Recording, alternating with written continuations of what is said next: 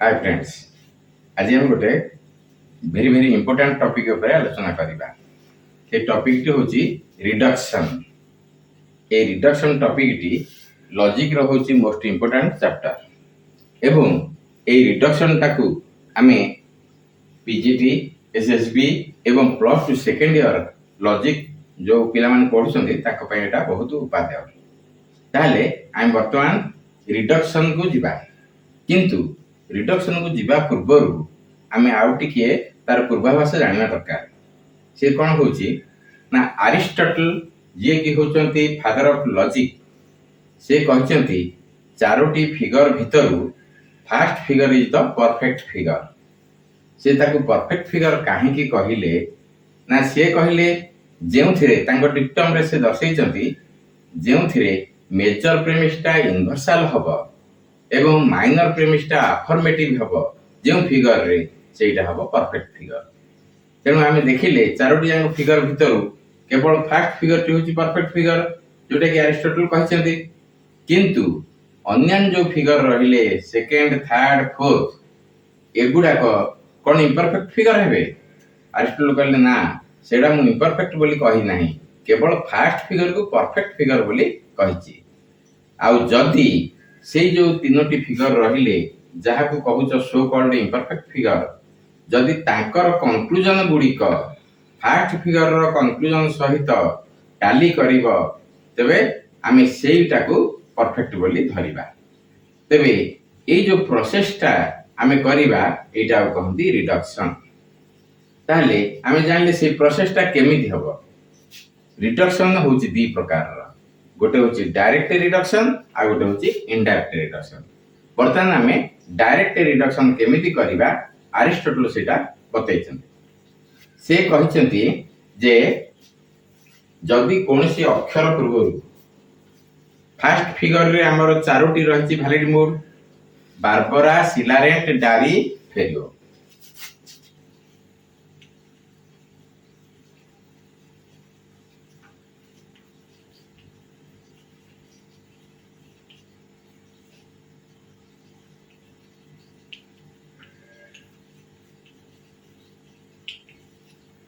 First figure रे ए जो Charoti valid mode रहिले तांकर इनिशियल लेटर अरिस्टोटल कहले इनिशियल लेटर अर्थात फर्स्ट फिगर जेहेतु परफेक्ट फिगर परफेक्ट मोड गुडी को तांकर इनिशियल लेटर हला बारबरा रो बी। प्रथम बिगिनिंग लेटर टाको हमें इनिशियल लेटर कहूचे। बारबरा रो बी, सिलारेंट रो सी, डारी रो डी आउ फेरियो रो एफ। ए इनिशियल लेटर गुडी को जेउठी की तुलना करिबा ता अर्थ धर सेकंड फिगर को हमें तुलना करिबा तबे सेकंड फिगर रो जो रहिछि केमिस्ट्री सेसारे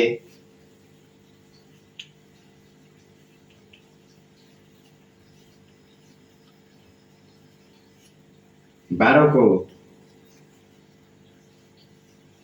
15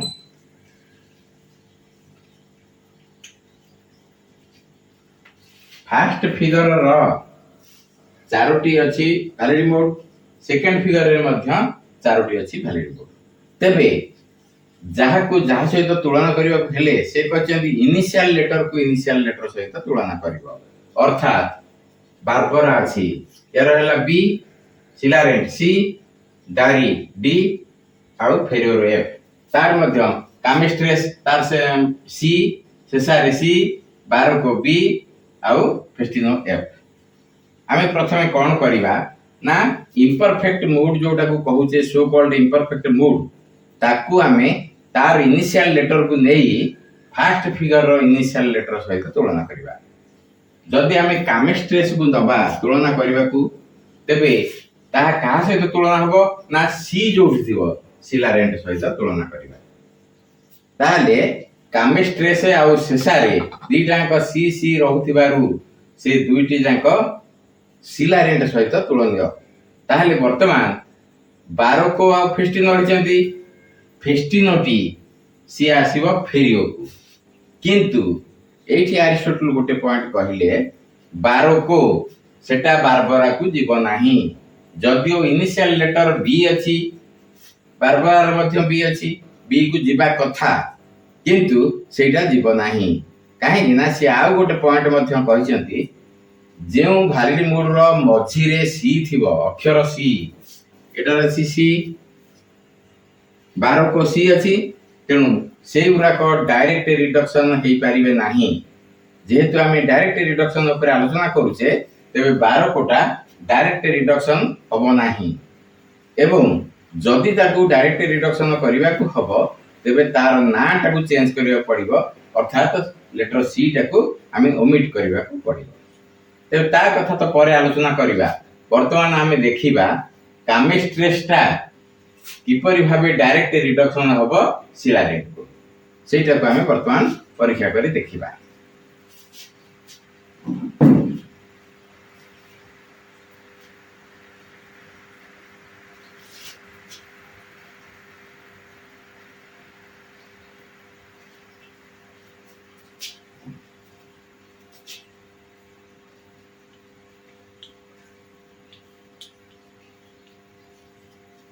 कामेस्ट्रेस टा हला सेकंड फिगर कामेस्ट्रेस लिखि देई ता तळे लिखि दबा सेकंड फिगर एटा का सहित तुलनीय जहा सहित तुलना करिवा तार नाटा को डाहण पटे लिखि दबा सिलारेंट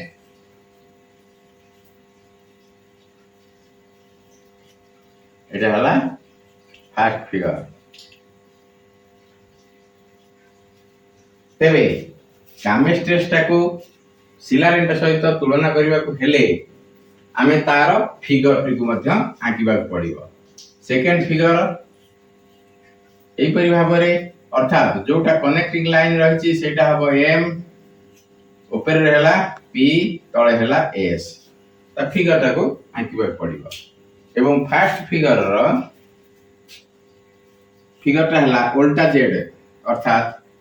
जोटा कनेक्शन हेछि सेटा हला एम ऊपर पी तळे एस फिगर टी आंकी साइला परे आमे देखिबा कोन कोन सबु हमर रहुछि भावेल्स कामेस्ट्रेस रे भावेल्स कोन कोन रहिछि ए ई ई एन ताकु लिखि दबा ए ई ई एवं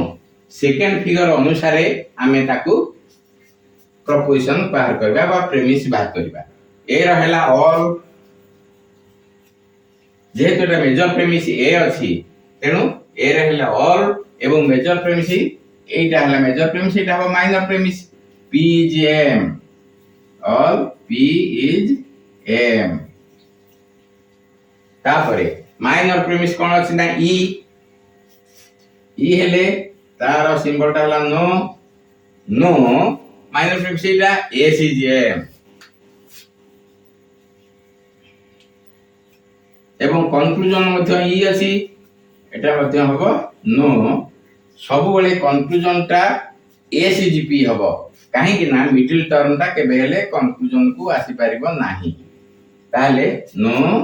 s is p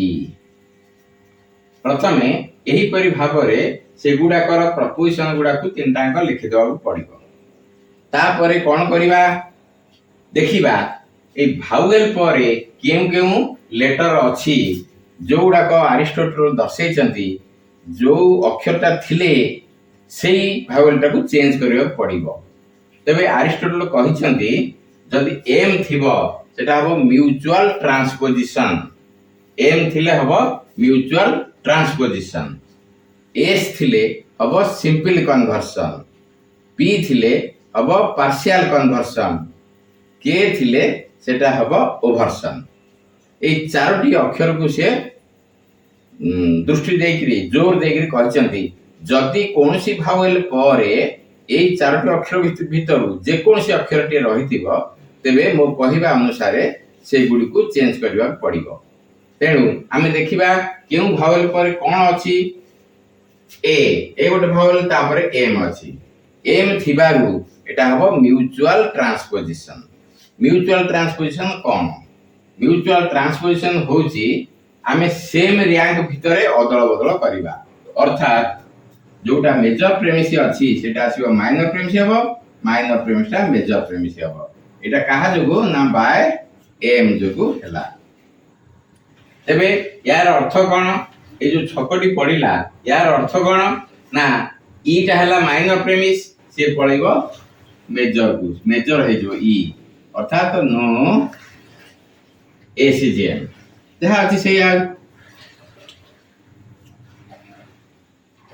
major premise टा अछि ऑल पीजीएम से पड़े आसीबो तळु को